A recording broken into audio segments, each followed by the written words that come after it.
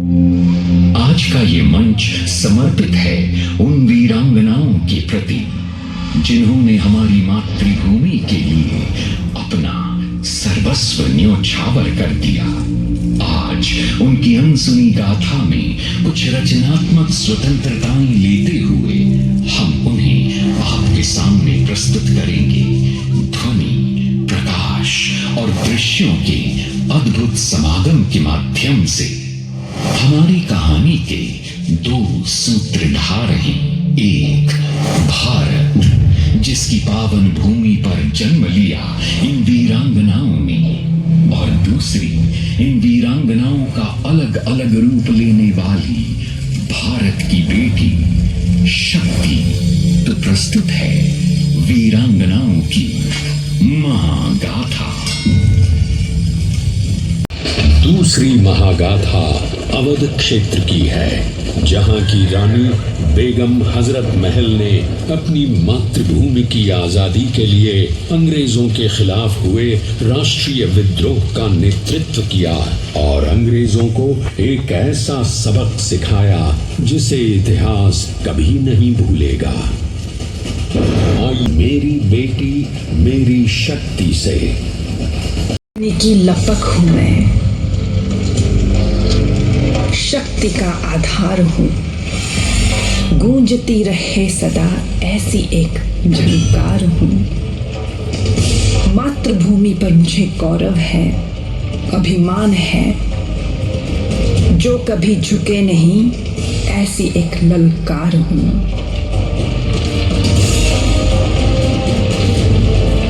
मेरे अलग अलग रूप इस पावन धरती पर आए हैं, जिन्होंने समय समय पर मानवता, मान्यताओं और मूल्यों के लिए संघर्ष किया है, जिनकी गाथा इतिहास के विशाल काय पन्नों पर कहीं खो गई।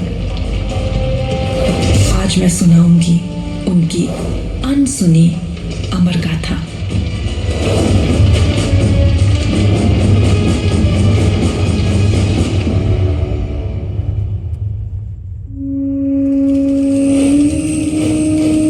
शताब्दी की शुरुआत थी।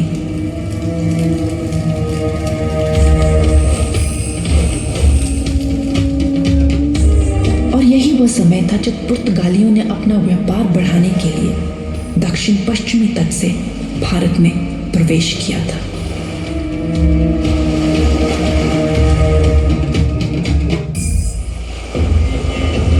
पुर्तगालियों की नौसैनिक श्रेष्ठता के कारण कोई भी राज्य उनसे प्रतिरोध करने की हिम्मत नहीं जुटा पाता था।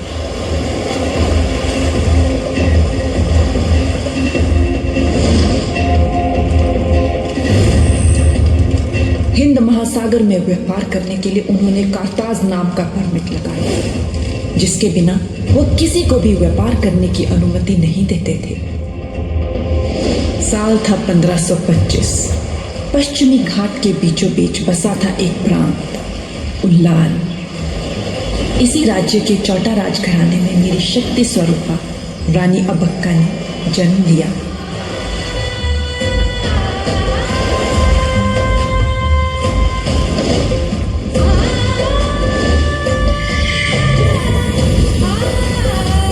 अबक्का के मामा थिरुमल राय ने उन्हें तलवारबाजी, शासन व्यवस्था और प्रशासन में प्रशिक्षित करवाया। अभिषेक उल्लाल की रानी के रूप में कर दिया गया।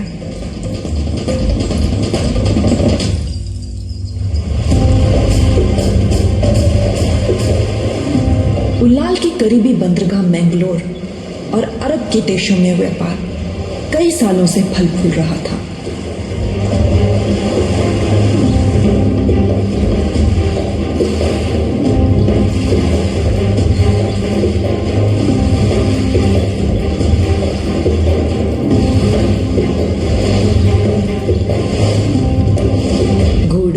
चीनी और भारतीय मसाले जैसे काली मिर्च की यूरोप में बहुत मांग थी। इसीलिए पुर्तगाली हर हाल में उल्लाल पर कब्जा करना चाहते थे। को इस बात का पूरा एहसास था कि जिन जिन राज्यों पर पुर्तगालियों ने कब्जा किया था, उन लोगों पर घोर अत्याचार किया जा रहा था। अबक्का पुर्तगालियों के इरादों से वाकिफ थी। वो अपने राज्य की सुरक्षा के लिए सतर्कता और संयम से आगे बढ़ी। और जब पुर्तगालियों ने व्यापार की आड़ रानी पर कर देने का दबाव डाला तो रानी ने कर देने से साफ इनकार कर दिया। उल्लाल की माटी हमारी है, कर मांगने का अधिकार कहां से मिला तुम्हें? बता दो अपने कमांडर को। उल्लाल और उल्लाल की रानी किसी के आगे नहीं झुकेंगे।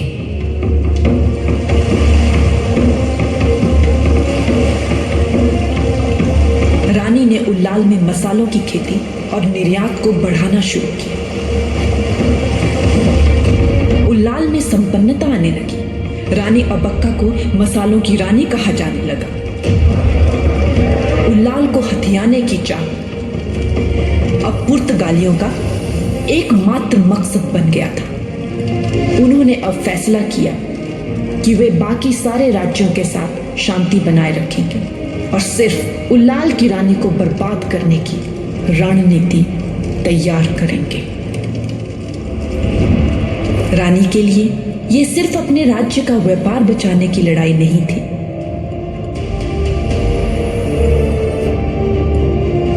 व्यापार नहीं था उस दिल में, वो मातृभूमि का प्यार था। अपनी शर्तों पर खड़ी रही एक स्वाभिमान भरा संसार था। स्वाभाविक रूप से शांत रानी और बेगम हजरत महल एक दीवार बनकर खड़ी हो गई अंग्रेजों के सामने।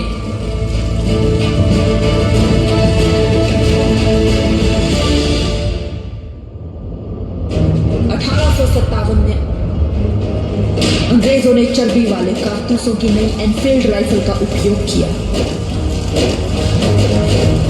इस घटना ने सिपाहियों के सालों साल से दबे हुए गुस्से को उकसाया और क्रांति छिड़ी। मेरठ में अंग्रेजों के खिलाफ क्रांति की एक ज्वाला भड़क गई और क्रांति की ये चिंगारी लखनऊ तक आ पहुंची।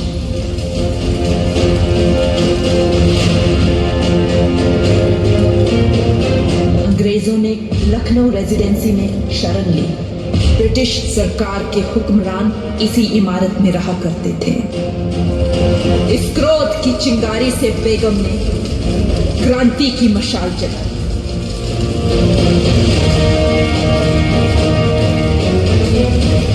अंग्रेजों की नजर बेगम हजरत महल और उनके सैनिकों पर थी और यही उनकी सबसे बड़ी गलती थी। बेगम के साथ सिर्फ अवध के सैनिक ही नहीं थे, उनके नेतृत्व में अवध का हर वासी सैनिक बन गया था, जो जंग के मैदान गोंडा, फैजाबाद, सलोन, सुल्तानपुर, सीतापुर, बहराइच के सारे क्षेत्र बेगम के साथ थे। हमें गुलाम बनाने की ख्वाहिश रखने वाले अंग्रेजों को मिटा के रख दो। एक भी फिरंगी रेजिडेंसी से बाहर ना आ सके। हमला! उन्होंने स्थानीय राजाओं और तालुकदारों की मदद से रेजिडेंसी पे धावा बोला। उन्होंने 35,000 से अधिक सिपाही और 25 तोपें रेजिडेंसी के अंदर तैनात की। मजाल थी कि बेगम की इजाजत के बिना हवा भी अंदर आ पाती। लखनऊ रेजिडेंसी इस समय बेगम की युद्ध कुशलता का प्रतीक बन चुका था। तोपों के प्रकोप से हेनरी लॉरेंस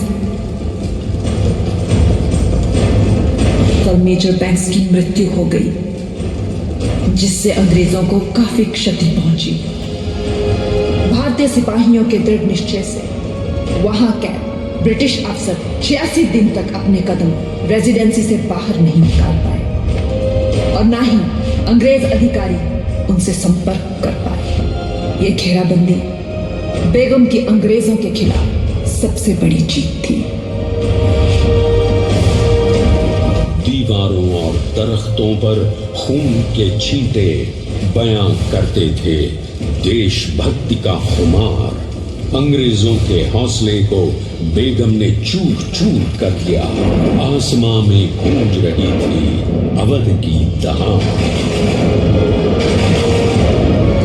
इसी दौरान उन्होंने अपने 14 साल के बेटे बिरजिस को अवध का नवाब बनाकर लखनऊ को अपने अधीन कर लिया और खुद राजकाज संभाला। मैं शुक्रगुजार हूं कि आप सबने मेरे बेटे को नए नवाब के रूप में स्वीकार किया। अब इसी तरह हम मिलकर एक ऐसी सेना बनाएंगे जो अंग्रेजों को मुंह तोड़ जवाब दे सके। अक्टूबर 1857 जनरल कैंपबेल अपनी फौज लेकर लखनऊ रेजिडेंसी पहुंचा, लेकिन रानी की शक्ति का पूरी तरह से एहसास अब भी शायद अंग्रेजों को नहीं था। चाहे रेजिडेंसी में अंग्रेजों को बंद दरवाजों के पीछे रोकना हो या फिर सिकंदराबाद में अंग्रेजों के हर वार का जबरदस्त पलटवार करना, बेगम और उसकी फौज की ताकत और हौसलों को देखकर अंग्रेज तिलमिला उठे।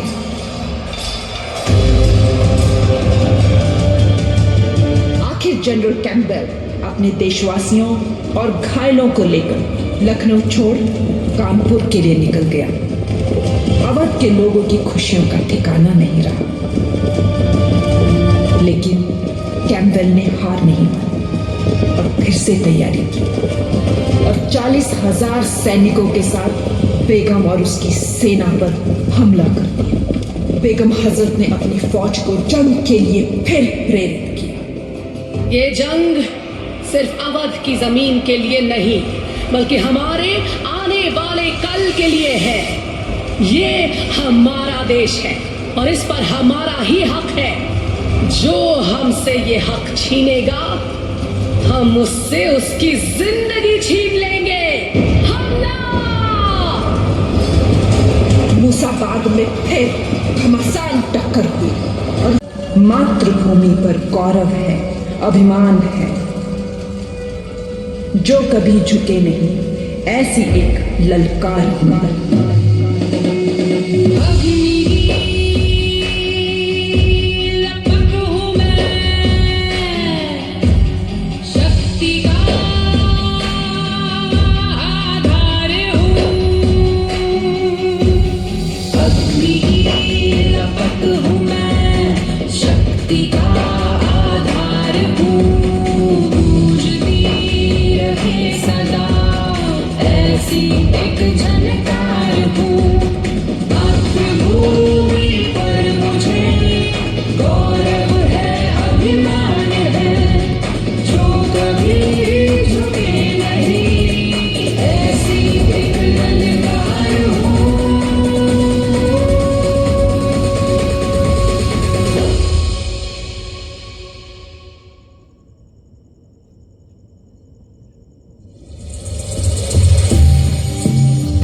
इस कहानी में हमारा हमसफर बनने के लिए आपका धन्यवाद।